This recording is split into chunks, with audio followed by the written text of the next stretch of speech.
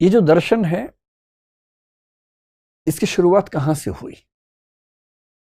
मतलब मैं आपको ये बताना चाह रहा हूं कि कुछ लोग आपको ऐसे मिलेंगे, विशेष रूप से विभिन्न धर्मों में जो आस्थाएं रखते हैं, उनको ऐसा लगता है कि जो हमारी चिंतन परंपरा है अनंत काल से चली आ रही है, अनादिकाल से चली आ रही है। मेरा काम अंधविश्वासों को बढ़ाना नहीं है, न मैं अंध अविश्वासी हूं, लेकिन मेरी धारणा है कि विज्ञान का सम्मान किए बिना आज के समय में हम फिलॉसफी को नहीं समझ सकते। साइंस ने जिन बातों को साबित कर दिया है या लगभग साबित कर दिया है, उनको साथ में लेके चलेंगे तो अपने समय को ठीक से समझ पाएंगे, वरना हम एक नए तरह के अंधविश्वासी लोग बन जाएंगे, सुपरस्टिशियस लोग बन जाएंगे। वैसा नहीं करना है, हमें केवल जिज्ञासा से भरना है। हमें ना सिद्धांत बनाने हैं अपने, ना कोई दावा करना है, हमें केवल जानना है कि दुनिया में क्या क्या सीखा गया है और हम उसमें से थोड़ा सा सीख लें अपने हिस्से का, इतना ही करना है। देखिए, बहुत इंटरेस्टिंग बात है, मैं हिस्ट्री की बात अकबर, बाबर और अशोक और उसकी बात नहीं कर रहा हूं, वो तो बहुत छोटा हिस्सा है। आप किस लेवल पर चीजों को देख रहे हैं वो भी तो एक सवाल है ना। पूरे ब्रह्मांड के इतिहास को सोच के देखिए। ब्रह्मांड यानी ये पूरा जो कॉस्मोस है, पूरा संसार है, पृथ्वी नहीं, सारी आकाश गंगाएं मिलाकर जो है पूरा, उसे बोलते हैं ब्रह्मांड, सृष्टि उसे बोलते हैं। वो पूरी दुनिया। अब ये भी सवाल है, दुनिया कैसे बनी?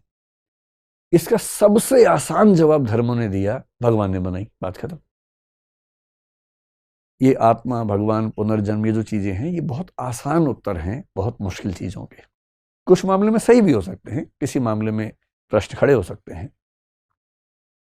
और फिर गाने भी लिख देते हैं, दुनिया बनाने वाले क्या तेरे मन में समाई, काहे को दुनिया बनाई। अभी यही नहीं पता बनाई किसने, और वो सवाल पूछने में लगे हुए हैं, काहे को बनाई, क्यों बनाई, वो सब सवाल जवाब चल रहे हैं। जो हिस्ट्री है अभी दुनिया की, अगर वैज्ञानिकों की बातों का साक्ष्य मानो, ऐसा माना जाता है कि लगभग 450 करोड़ साल पहले इस संसार का अस्तित्व शुरू हुआ। 450 करोड़ बोल रहा हूं मैं, 450 साल नहीं बोल रहा हूं 450 करोड़ साल पहले, 4.5 बिलियन ईयर्स एगो। अगर आपको बहुत आत्मविश्वास हो, बहुत घमंड रहता हो अपने ऊपर, थोड़ी देर में ठीक हो जाएगा। बस ये समझ लीजिए कि इस पूरे संसार में हमारी हैसियत क्या है। 450 करोड़ साल पहले ये संसार बना, ऐसा मानते हैं, बिग बैंग वाले मानते हैं, या जो स्टडीज होती हैं उसके बेस पे अनुमान लगाते हैं कि प्रोसेस कब शुरू हुआ। तो आजकल का जो अनुमान है 450 करोड़ साल पहले का है। हो सकता है थोड़ा बहुत वो कल को एडजस्ट हो जाए, लेकिन अभी के हिसाब से 450 करोड़ साल ही मान लिया जाता है उसको, तो हम उतना ही मान के चलते हैं। ठीक है, तो ये हो गया, संसार बन गया। यानी जिस संसार में आपने आंखें खोली हैं, दुनिया बनाने वाले क्या तेरे मन में समाई, ये 450 करोड़ साल पहले की बात चल रही है। उस संसार में कोई जीवन नहीं था, लाइफ नहीं थी, पौधा भी नहीं था, कुछ भी नहीं था। आजकल की जो धारणा है उसके हिसाब से 370 करोड़ साल पहले, आज से पहली बार लाइफ यानी कि जीवन देखा गया। देखा गया मतलब जो स्टडीज हैं उससे लगता है कि उसके आसपास लाइफ पहली बार आई होगी। अब ये लाइफ कैसे आई, क्या उस समय कोई आत्मा पहली बार आई या चेतना आई, क्या आया, वो सब रिसर्च की बातें हैं। लेकिन पहली लाइफ, और पहली लाइफ सीधी सी बात है, मनुष्य तो नहीं था, है ना। इवोल्यूशन की थियरी में आजकल लोगों का विश्वास ज्यादा है। एक विचार दर्शन में क्रिएशनिज्म, जिसका मतलब है कि इस दुनिया को क्रिएट किया ईश्वर ने। एक है इवोल्यूशनिज्म, कि ये दुनिया विकसित होते होते अपने आप ऐसी हुई, जो डार्विन जैसे लोग कहते हैं। एक बीच का रास्ता भी होता है कि शायद ईश्वर ने एक बेसिक स्ट्रक्चर बनाया और उसके बाद इवोल्यूशन से दुनिया ऐसी हो गई। इनमें से क्या सच है, समय के साथ पता लगेगा। लेकिन ये आजकल सब लोग मानते हैं कि बेसिक स्ट्रक्चर जैसा भी था, उसके बाद इवोल्यूशन से ही दुनिया आगे बढ़ती गई। हम सब भी उसी प्रोसेस में आए। 370 करोड़ साल पहले से चीजें बननी शुरू हुई, लाइफ, स्पीशीज बनती गई, बनती गई, बनती गई। और ऐसा माना जाता है कि अगर टोटल स्पीशीज इस संसार में देखें तो उनकी संख्या 1 ट्रिलियन के आसपास हो सकती है। 1 ट्रिलियन समझते हैं क्या होता है? 1 बिलियन होता है 100 करोड़, उसमें 3 जीरो और जोड़ दीजिए, 1,00,000 करोड़, 1,00,000 करोड़ के आसपास टोटल स्पीशीज इस ब्रह्मांड में हो सकती हैं, जिनमें से बॉटनी के, जूलॉजी के लोग स्टडी कर करके थक गए हैं। तो अभी तक कुल मिला के 18 लाख यानी 1.8 मिलियन स्पीशीज का नाम रख पाए हैं, उन्हें पहचान पाए हैं। और उनका अनुमान है कि जो स्पीशीज थी या हैं उन सबको मिला के 1 ट्रिलियन 1,00,000 करोड़ के आसपास स्पीशीज हो सकती हैं। आप वैविध्य समझ रहे हैं संसार में कितना है। हमारी जो भारतीय परंपरा है उसमें 84 लाख योनियों का जिक्र आता है। वो भी कुछ ऐसा है कि स्पीशीज कितनी रही होंगी, लेकिन साइंस तो बढ़ते बढ़ते 1 ट्रिलियन पे पहुंच गया है, जिनमें से 18 लाख का नाम अब तक रखा जा सका है। इन सब में से हम एक हैं सिर्फ। अभी ज्यादा हीरो नहीं बनना है। फिलोसफी पढ़ने के फायदे बहुत सारे हैं। एक ही बिना बात के हीरो बनने का मन खत्म हो जाता है। ये भी तो फायदा है ना, कोई बिना बात के हवा में टंगा हो उसे जमीन पे लाना भी तो अच्छी बात है। अब ये स्पीशीज बढ़ते बढ़ते इवोल्यूशन का प्रोसेस चल रहा है, बहुत तरह की स्पीशीज आती जा रही हैं। और इस प्रोसेस में क्या हुआ, लगभग 1.2 करोड़ साल पहले, आज से, यानी कि आज से लगभग 1.2 करोड़ 1 करोड़ के बीच में लगभग मानते हैं, एक बड़ी भारी घटना घटी। उस समय एक स्पीशीज थी जिसका नाम हम बोलते हैं प्राइमेट्स। अगर आप साइंस के विद्यार्थी हैं या एंथ्रोपोलॉजी के हैं या हिस्ट्री के हैं तो आपने इसका नाम सुना होगा, प्राइमेट्स। हमारे पूर्वज हैं। कोई आपसे पूछे कि आपके पूर्वज कहाँ से आए थे, तो बोल रहा हमारे पूर्वज 370 करोड़ साल पहले। बंदर तो बहुत हाल का है भाई, बंदर तो चचेरा भाई हुआ। पूर्वज तो बहुत पुराने होते हैं भाई। 370 करोड़ साल से परंपरा चल रही है हमारी, उसी में तो हम विकसित हुए, कहाँ से विकसित होंगे। 1 करोड़ साल पहले आज से जो प्राइमेट्स थे, ये प्राइमेट्स 2 वर्गों में बटे ऐसा माना जाता है। ये 2 वर्ग कौन कौन से थे, ये सारा मैं क्यों बता रहा हूं, मैं आपको बताना चाह रहा हूं फिलोसफी कहां से पैदा हो रही है। अभी तो फिलोसफी कहां से आएगी, अभी तो इंसान ही नहीं आया, फिलोसफी कहां से आएगी। और मनुष्य सभ्यता के, अगर मैं मान लूं कि 1 करोड़ साल हो गए या कम से कम 25 लाख साल या 3 लाख साल तो मरी हालत में हो ही चुके हम लोगों को, और 3 लाख साल में पूरी फिलोसफी ले दे के 3,000 साल में है, 3-4 हजार साल में।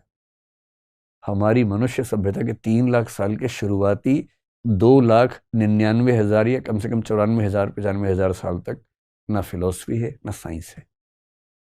क्यों नहीं है, ये पता रहेगा तो पैर टिके रहेंगे जमीन पर। प्राइमेट्स में से एक रास्ता वो हुआ जिस पर आगे चलकर जो ग्रेट एप्स हैं, और ग्रेट एप्स का मतलब है चिंपैंजी जैसे होता है, उस तरह के जो जीव है जो मनुष्य के काफी नजदीकी जीव माने जाते हैं, लेकिन पेड़ पे रहते हैं, 4 पैर पे चलते हैं, वो ग्रेट एप्स हैं जो प्राइमेट से एक तरफ निकल गए। गुरिल्ला का नाम सुना होगा आपने, ओरांगुटान का नाम सुना होगा। ये सब उस ग्रुप के लोग हैं। ये हमारे, समझ लीजिए कि फूफा मौसा टाइप समझ लीजिए, कुछ दूर के वो हैं। कभी जाए चिड़ियाघर तो उनको फूफा जी बोले प्रणाम करना है, ऐसे पत्थर नहीं मारना है, वो फूफा जी है दूर के रिश्ते में। जो दूसरी परंपरा थी, इस परंपरा में क्या हुआ कि ये जो स्पीशीज थी ये धीरे धीरे पेड़ों से उतरकर जमीन पे आ गई, 4 पैर से 2 पैर पे आ गई। इसको बाइपेडलिज्म बोलते हैं। 2 पैर वाले जीव पहली बार दुनिया में हुए, 2 पैर। मनुष्य के इतिहास का सबसे बड़ा टर्निंग पॉइंट है 2 हाथ का फ्री हो जाना। 4 से चल रहे थे, अब 2 फ्री हो गए, अब क्या करें। इन 2 हाथों ने पूरी कल्चर, पूरी इंडस्ट्री, पूरी सिविलाइजेशन खड़ी कर दी। ये 2 हाथ ना होते तो चल ही रहे होते इससे हम अभी भी। सबसे बड़ा टर्निंग पॉइंट है हमारा 4 से 2 पैर पे आ जाना। जब 2 पैर पे आ गए तो ये सीधे खड़े हुए, इनको दूर तक दिखने लगा, दूर तक घास दिखने लगी, दूर तक पेड़ दिखने लगे, कहाँ खा सकते हैं, डेवलप होने लगे। भागने में अच्छे नहीं थे, इनको हराना बहुत आसान था। जो बाकी स्पीशीज थी इनका शिकार आराम से करती थी, तो एक समय के बाद झुंड में भी रहने लगे। लेकिन सबसे जो बड़ी बात हुई, इनके ब्रेन का डेवलपमेंट होना शुरू हुआ, इनका ब्रेन का साइज बड़ा होने लगा। और ये होते होते आपने 2-3 नाम सुने होंगे। एक नाम सुना होगा ऑस्ट्रेलोपिथेकस, ये शब्द सुने कभी? करीब 30 लाख साल का दौर इसका चला, ऑस्ट्रेलोपिथेकस, जिसका बेसिक मतलब है साउथ का जो एक क्रीचर था। आपने निएंडरथल का एक नाम सुना होगा। निएंडरथल जो था वो पूरी हिस्ट्री में आज तक सबसे बड़े ब्रेन वाला स्पीशीज हुआ, बाद में खत्म हो गया, ऑस्ट्रेलोपिथेकस भी खत्म हो गया। और करते करते 25 लाख साल पहले आज से एक स्ट्रक्चर बना जिसको बोलते हैं होमो हैबिलिस।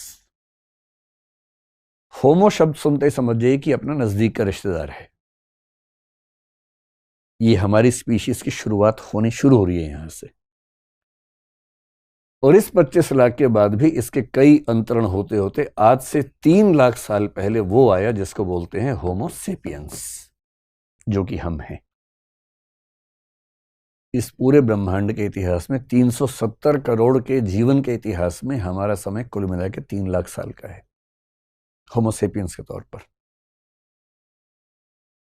और होमो सेपियंस होने के बाद जो हुआ वो कमाल हो गया। 1 लाख करोड़ स्पीशीज में से अचानक एक स्पीशीज ने पूरी दुनिया पे कब्जा कर लिया। संयोग से वो हम हैं। बाकी सबको जीना मुश्किल कर दिया, अलग बात है, लेकिन हमें तो सब कुछ हासिल हो गया। इंसान को सब हासिल होने लगा। और इस होमो सेपियंस के डेवलपमेंट में जो 3 लाख साल से शुरू हुआ, आज से 75,000 साल पहले एक बहुत बड़ी घटना घटी।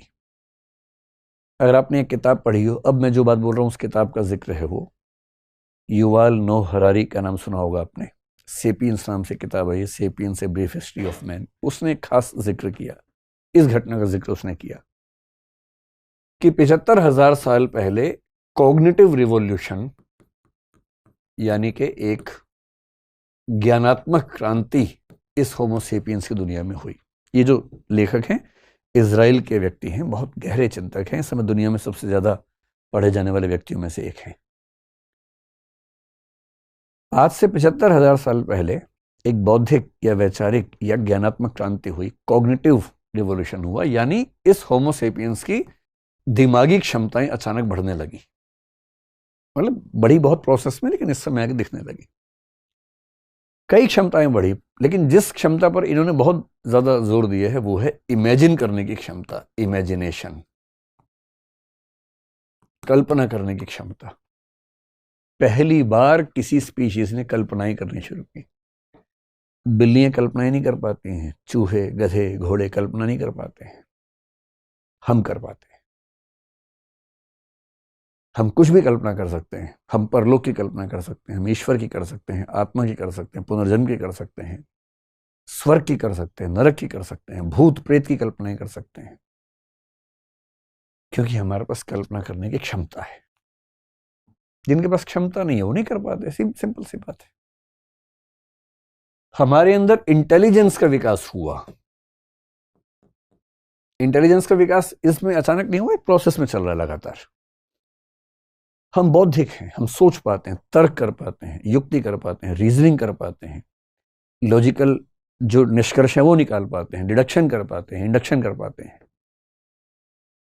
तीसरी बात यह है कि हमारी मेमोरी, आप एनिमल्स को देखेंगे उनके पास मेमोरी बहुत कम होती है, नहीं के बराबर होती है।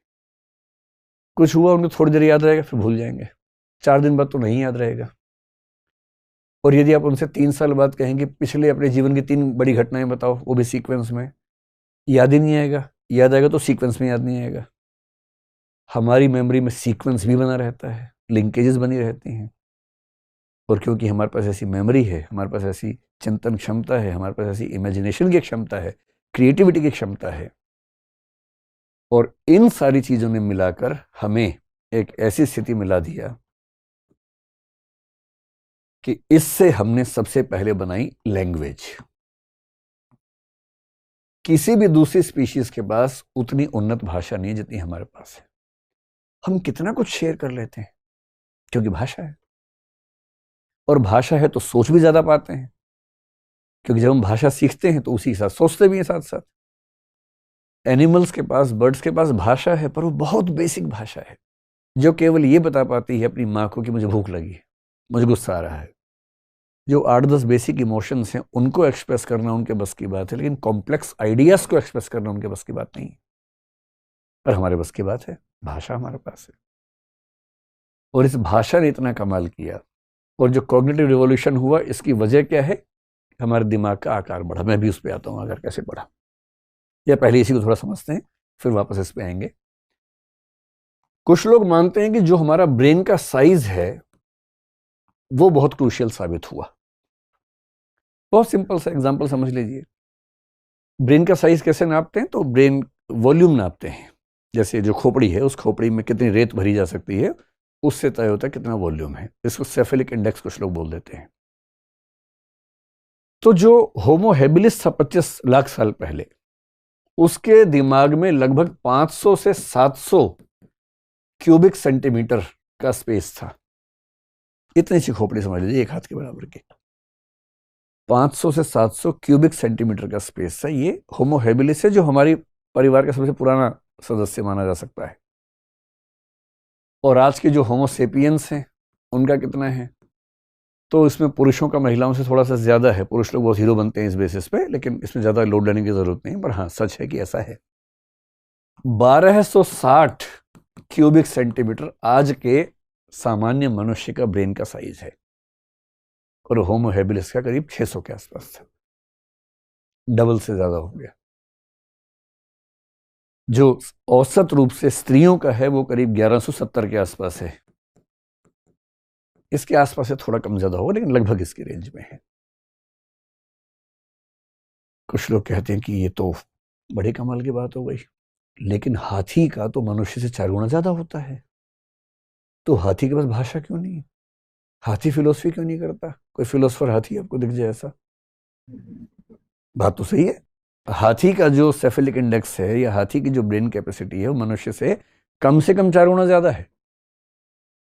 और मनुष्य ही नहीं, वो डॉल्फिन वॉल्फिन कईयों के ज्यादा हमसे है। तो ये वैज्ञानिक फिर परेशान हो गए, फिर इन सबको क्यों नहीं फिलोसफी डेवलपमेंट हुई, साइंस क्यों नहीं डेवलप हुआ? अंत में करते करते एक फार्मूला निकल गया है। फार्मूला ये बताता है कि बॉडी के स्ट्रक्चर के अनुपात में जो ब्रेन का साइज है, उस मामले में इंसान सबसे आगे है। और शायद इसलिए इंसान की जो क्षमताएं हैं, वैसी क्षमताएं आसपास भी किसी स्पीशीज में नहीं है। हालांकि डॉल्फिन्स में थोड़ी बहुत इंटेलिजेंस है, तोते में मेमोरी ठीक ठाक मिलती है, कुछ स्पीशीज में कुछ कुछ मिलता है, पर उतना नहीं जितना हमारे पास है। हाँ, इलॉन मस्क का बस चला तो आज से 15, 20, 25 साल बाद ये बातें पुरानी हो जाएंगी, क्योंकि उसकी लेबोरेटरी में कुछ बंदर आजकल वीडियो गेम खेल रहे हैं। क्योंकि उसने एक चिप बना दी है, न्यूरालिंक एक कंपनी है, एक चिप बना के उनके दिमाग में फिट कर दी है, और वो 6ठी 7वीं क्लास के मैथमेटिक्स के स्टूडेंट की हैसियत से वीडियो गेम खेलने लग गए हैं। हो सकता है कि आज से 100-200 साल के बाद जो कुत्ते बिल्ली बंदर आपके आसपास हों, उनके दिमाग में चिप लगाएं, वो फिलोसफर हो जाएं वो भी। अभी अभी फिलहाल तो ऐसा नहीं है। एक दिन कभी न्यूरालिंक के बारे में बड़ा इंटरेस्टिंग टॉपिक है, बात करेंगे कि ब्रेन के स्तर पे क्या छेड़खानी इस समय कई कंपनियां कर रही हैं। न्यूरालिंक उनमें से एक बड़ी शानदार कंपनी है। एक साइबोर्ग कंसेप्ट आता है, साइबरनेटिक ऑर्गेनिज्म, वो बहुत जल्दी रियलिटी बनने वाला है हमारे सामने। बहरहाल, अब इसमें क्या हुआ कि ब्रेन तो बड़ा हुआ, लेकिन ब्रेन में जो सबसे महत्वपूर्ण बात है, मैंने एक जो वीडियो बनाया था कुछ दिन पहले नार्को वगैरह के बारे में, उसमें एक कंसेप्ट का जिक्र किया था, प्री फ्रंटल कॉर्टेक्स। ये हमारे दिमाग का आगे का हिस्सा है, बड़ा हिस्सा है। जितने भी कॉम्प्लेक्स आइडियाज हैं वो सारे यहीं जनरेट होते हैं, और जितने भी अपराध हैं वो भी यहीं जनरेट होते हैं। इसलिए अपराधी व्यक्ति हो, कोई बहुत सिजोफ्रेनिक किस्म का हो, बहुत टेंशन में रहता हो, एंग्शियस रहता हो, इन सब का ये वाला हिस्सा काफ़ी एक्टिव होता है। और क्रिएटिव लोगों का, साइंटिस्ट लोगों का भी एक्टिव होता है। तो अपराधियों को ठीक करने के लिए एक थेरेपी निकाली गई थी कि उनका वो हिस्सा बाकी हिस्सों से तार काट देते हैं बीच में। इसको बोलते हैं लोबोटॉमी, मैंने जिक्र किया था पिछले वीडियो में। पर मनुष्य जो बहुत बौद्धिक बना, उसकी बड़ी वजह है कि एक तो दिमाग बड़ा हुआ, और प्री फ्रंटल कॉर्टेक्स हमारा मेनली बड़ा हुआ, और हम कॉम्प्लेक्स चीजों पर सोचने की क्षमताओं से युक्त हो गए, जो बाकी स्पीशीज के लोग नहीं सोच सकते। अगर ये बंदर बोलने भी लग जाएंगे तो भी आप जब उनसे बात करेंगे, भैया कर्म सिद्धांत जानते हो, और साइंस जानते हो, इलेक्ट्रॉन जानते हो, नहीं समझ पाएंगे क्या बकवास कर रहे हो आप लोग, क्योंकि उतना कॉम्प्लेक्स थिंकिंग की क्षमता उनके पास नहीं। तो ये सारा खेल कितने साल का है? लगभग पिछले 70,000 साल का, जब ये क्रांति हुई। 70,000 साल पहले, 75 नहीं, 70,000 साल पहले। अब देखिए मनुष्य के पास क्या है? भाषा है, इमेजिनेशन, इंटेलिजेंस, ये सब हो गया है। ये सब हो गया तो उसने क्या बना दिया? उसने सोसाइटी बना दी, उसने फैमिली बना दी। कभी आपने किसी स्पीशीज में फैमिली देखी है? मतलब वो बंदर बंदरिया की शादी मदारी करवाता, उसको छोड़ दीजिए, वरना कभी आपने देखा होगा एक बंदर फैमिली जा रही है, बड़ा बंदर, उसकी पत्नी, 3 बच्चे पीछे पीछे जा रहे हैं, ऐसा कभी नहीं देखा होगा ना। माँ और बच्चे देखे होंगे, क्योंकि माँ और बच्चे नेचुरल फैमिली है। बाप फैमिली का नेचुरल हिस्सा नहीं है, वो तो इंसानी सभ्यता में धीरे धीरे होते होते हो गया। नेचुरल पार्ट वो फैमिली का नहीं होता है। फैमिली बनी, मैरिज बनी, किनशिप बना, समाज के नियम बने, नॉर्म्स बने, नैतिक नियम बने, ये करना ठीक है, वो करना गलत है, ये सब बना क्योंकि खोपड़ी ऐसी बन गई। उसके साथ क्या बना? स्टेट बन गया, राज्य, विधायिका, कार्यपालिका, न्यायपालिका, कानून बनाओ, ये कानून, रूल, रेगुलेशन, ये सब कैसे बना? क्योंकि खोपड़ी वैसी हो गई है, दिमाग काम कर रहा है। इसी में इकोनॉमी बनी, मार्केट बना, सब कुछ बना। ये सारे के सारे स्ट्रक्चर्स जो हमारी ह्यूमन सोसाइटी के हैं, ये सारे इसलिए हैं क्योंकि हमारे पास कॉग्निटिव कैपेबिलिटीज बाकी स्पीशीज की तुलना में बहुत ज्यादा हैं, जो कि केवल पिछले 70,000 साल का काम है। देखिए अभी भी फिलॉसफी नहीं आई है, फिलॉसफी अब आएगी इसके बाद। क्यों अब आएगी? क्योंकि फिलॉसफी के लिए चाहिए पेट भरा और फुर्सत का होना, दोनों चीजें चाहिए। अभी तक क्या है? अभी तक फुर्सत नहीं आई है। ये भी सारा इसी का खेल है। वरना कहाँ इतना, किसी मच्छर से बोलिए बना के देखो, तू कैसे कैसे बनाएगा? इतना टेक्निकल दिमाग कहाँ से लेके आएगा? वो तो हमारे पास है ना। 10,000 साल पहले आखिरी बड़ी घटना घटी, जिसको बोलते हैं नियोलिथिक रिवॉल्यूशन।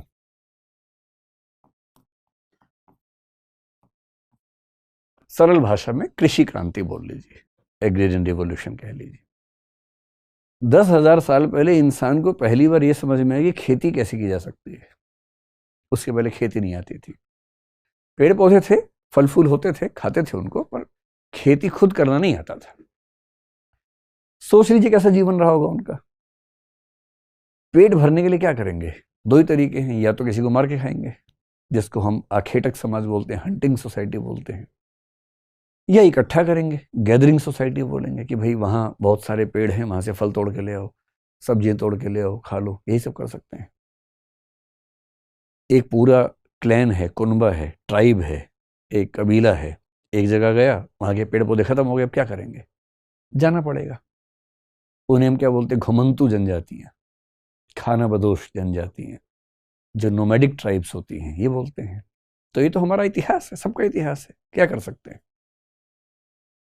नियोलिथिक रिवॉल्यूशन ने पहली बार कमाल क्या किया कि हमें खेती करना समझ में आ गया। और जब पहली बार खेती करना समझ में आ गया तो ये क्लियर हुआ कि अब हमें कहीं जाने की जरूरत ही नहीं है, ना मारने की जरूरत है। वेजिटेरियनिज्म एक विचार के तौर पर पहली बार वहां से डेवलप होगा। उसके पहले कैसे डेवलप होगा? कि हम बिना हिंसा किए और बिना भटके जिंदा रह सकते हैं। और जब खेती होनी शुरू हुई तो पहली बार इंसान का समाज एक स्थान पर टिकना शुरू हुआ। पहली बार सरप्लस प्रोडक्शन होना शुरू हुआ कि जरूरत है 100 किलो अनाज की, हो गया 120 किलो। जब पहली बार सरप्लस प्रोडक्शन होने लगा तो यह हुआ कि कुछ व्यक्ति काम कम भी करेंगे तो भी काम चल जाएगा। और तब समाज के समझदार व्यक्तियों से यह अपेक्षा की गई कि आप सोचिए, नए स्ट्रक्चर्स पर सोचिए, क्या होना चाहिए, कैसे करना चाहिए। और जब पहली बार पेट भरा और पहली बार फुर्सत मिली तो उससे क्या विकसित हुआ? उससे विकसित होने लगा दर्शन। क्यों ऐसा है? वेस्ट की दुनिया में, पश्चिम की दुनिया में मानते हैं कि सबसे पहला फिलोसोफर, सबसे पुराना फिलोसोफर उनका कब हुआ? उसका नाम है थेल्स। और कब हुआ? 6th century BC। ये जुम्मा 2800 साल पहले, सिर्फ 2800 साल पहले। मतलब आप सोचिए 370 करोड़ साल के जीवन के इतिहास में 2800 साल पहले पहला दार्शनिक पैदा हुआ पश्चिम में। भारत का दर्शन उनसे बहुत प्राचीन है, और भारत में तो 6th सेंचुरी BC में तो बुद्ध और महावीर अपना दर्शन दे रहे हैं, और वो किसके खिलाफ दे रहे हैं? वैदिक औपनिषदिक दर्शन के विरुद्ध हैं, विरुद्ध या कम से कम उससे संशोधन करना चाह रहे हैं। इस समय से कम 1000 साल पहले हमारे पास वेद और उपनिषद का दर्शन विकसित रूप में आ चुका है। लेकिन आप 1000 साल और पीछे कर लेंगे, 1500, 1600 BC, 2000 BC मान लेंगे, जो आजकल के रिसर्चेस आमतौर पर इंडिकेट कर रही हैं, तो भी तो दर्शन का कुल इतिहास हमारा 4000 साल पुराना हुआ। और ये इसीलिए है कि 10,000 साल पहले पहली बार वो परिस्थितियां बनी कि हमारी क्षमताएं भी थी, स्थितियां भी बनी, चिंतन हल्का हल्का शुरू हुआ, और आगे चलकर व्यवस्थित होकर दर्शन या फिलॉसफी के रूप में डेवलप हुआ। साइंस भी आई। भारतीय परंपरा में हम देखते हैं कि साइंस भी वहां दिखती है, ग्रीक परंपरा में भी बाद में दिखने लगी। दुनिया में 2 स्थान दर्शन और विज्ञान के विकास में सबसे ज्यादा सफल साबित हुए शुरुआत के समय में, एक भारत, एक यूनान। बेबीलोनियम में भी है, मिस्र में भी है, लेकिन विज्ञान और दर्शन का ज्यादा विकास यूनान और भारत में आपको दिखेगा, क्योंकि इन दोनों स्थानों पर चिंतन की परंपरा थी, विमर्श की परंपरा थी, रोक टोक नहीं थी। हर व्यक्ति सोचे, गहरा सोचे, इसकी आजादी उस समय दी गई। सबको न भी दी गई है तो कम से कम वैचारिक आजादी एक स्तर पर मिली। वहां भी सबको नहीं मिली, यहां भी सबको नहीं मिली, पर जिनको मिली ठीक से मिली। इसलिए आपको यूनान में उस समय कौन दिखेगा?